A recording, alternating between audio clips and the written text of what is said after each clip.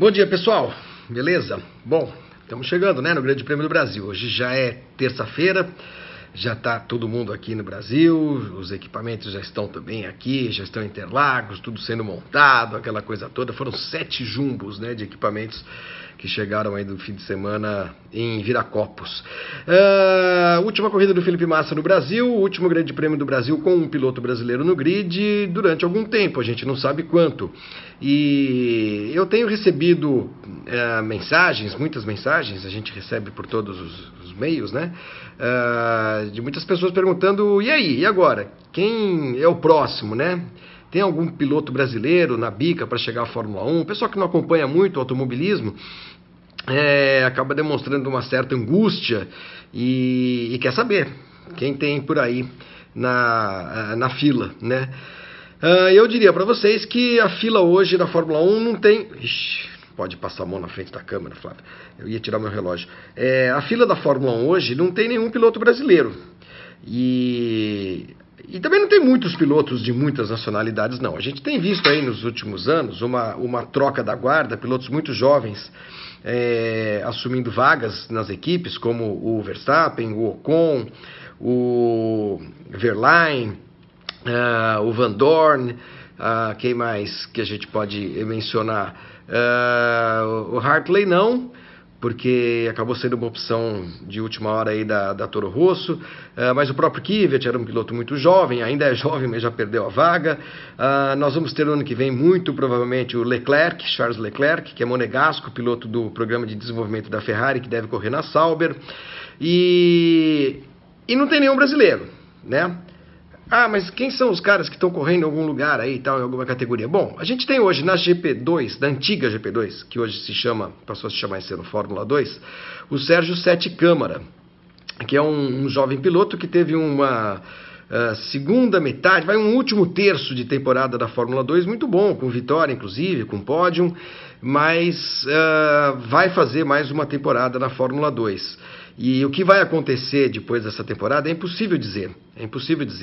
Muita coisa depende de resultado, mas muita coisa depende de outros fatores, relacionamento, apadrinhamento. E eu não estou falando de uma maneira pejorativa, não. Por exemplo, o Leclerc é apadrinhado da Ferrari.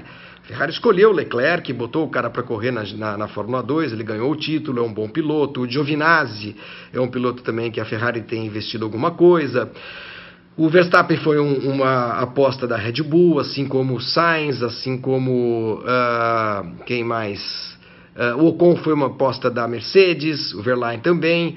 O pessoal vai se mexendo, as equipes vão se mexendo, né? A própria McLaren anunciou ontem o Lando Norris, que tem apenas 17 anos, como piloto de testes, terceiro piloto, então ele ocupa a vaga que foi do Button. O Button parou de correr no ano passado, voltou esse ano no Grande Prêmio de Mônaco apenas, que manteve aí um contrato, mas está fora também. Enfim, é normal, troca de gerações. O Sérgio Sete Câmara, como eu disse, na Europa é aquele que está tentando trilhar o caminho natural, que é passar pela Fórmula 2 e quem sabe de repente chegar à Fórmula 1, mas isso leva tempo e depende de uma série de circunstâncias que são impossíveis de prever. Ele esteve no ano passado no programa de desenvolvimento da Red Bull, mas há uma categoria de pilotos que participam desse programa, mas não necessariamente são escolhidos pela Red Bull, mas eles fazem parte do programa. Há uma negociação toda envolvendo esses pilotos e a própria Red Bull, ficou um ano, depois deixou de estar lá. Pietro Fittipaldi e Pedro Piquet, muita gente pergunta. Gente, Pietro Fittipaldi disputa um campeonato fraco e assim, só sobrenome não é o suficiente, desculpem. Isso acho que não vai acontecer, não vai rolar. O Pedro Piquet é a mesma coisa, assim, a gente não tem visto resultados muito consistentes, como o Nelsinho teve, por exemplo, e que acabou chegando à Fórmula 1, né? Na Indy, nos Estados Unidos, a gente tem o Matheus Leist, que fez uma boa temporada da Indy Lights e pode ser que chegue à Fórmula Indy, mas o caminho dele já se desviou da Fórmula 1. Enfim, kartistas espetaculares, como a gente achava que o Rubinho e o Christian iam chegar naquela época, cara, era outra época. Nós estamos falando de, sei lá, quase 30 anos atrás. 30 anos atrás, né? Em que havia um caminho muito natural, um caminho bastante conhecido, que era o kart, alguma categoria de base no Brasil, correr na Inglaterra, se possível ganhar a Fórmula 3, ganhando a Fórmula 3 subir para a Fórmula 3000, e aí o caminho estava pavimentado, até porque o Brasil estava em alta e havia mais equipes, havia mais lugares, o dinheiro não era tão alto para se correr na Fórmula 1, não é todo mundo que tem que correr pagando. Massa, por exemplo, não entrou na Fórmula 1 pagando ninguém, mas hoje alguns pilotos precisam de patrocínio, precisam de, não é nem patrocínio, precisam ajudar no orçamento da equipe. É o caso clássico do Stroll.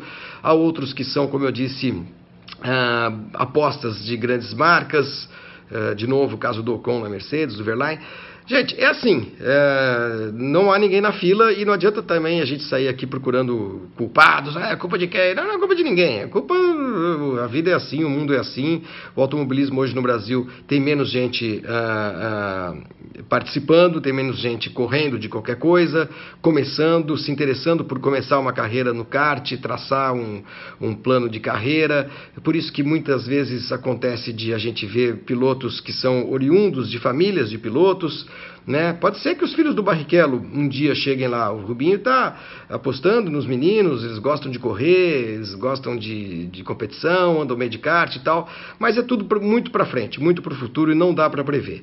Então, respondendo objetivamente a pergunta, e já levei 6 minutos para responder, não tem ninguém na boca para chegar à Fórmula 1. É bem provável, é muito provável que a gente passe, eu digo o torcedor brasileiro, passe bastante tempo sem ter um piloto do país na principal categoria do automobilismo mundial, o que não é, já escrevi isso, já falei outro dia, o fim do mundo.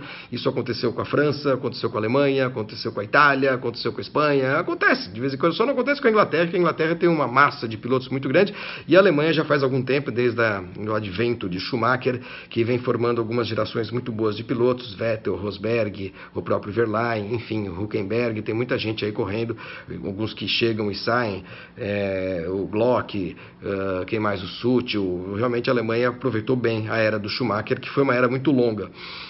Então é isso. Ficaremos sem pilotos brasileiros na Fórmula 1 durante bastante tempo.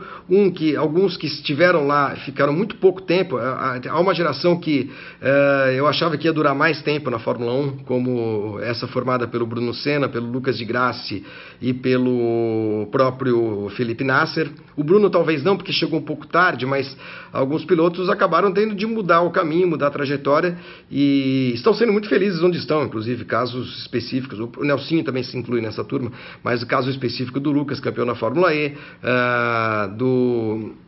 o Nasser não, porque parou de correr, enfim. O Bruno Senna está indo bem no Mundial de Endurance, pode ser campeão mundial da P2.